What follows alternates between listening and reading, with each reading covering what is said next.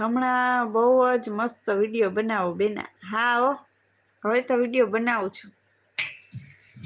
શીખાવ છીએ, શીખાવ.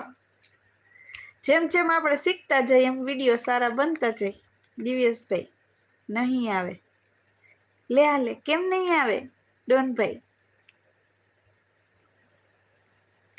ખાલી લાઈક કરું, કોમેન્ટ નહીં થતી તો શું કરું? ઈ સાચું.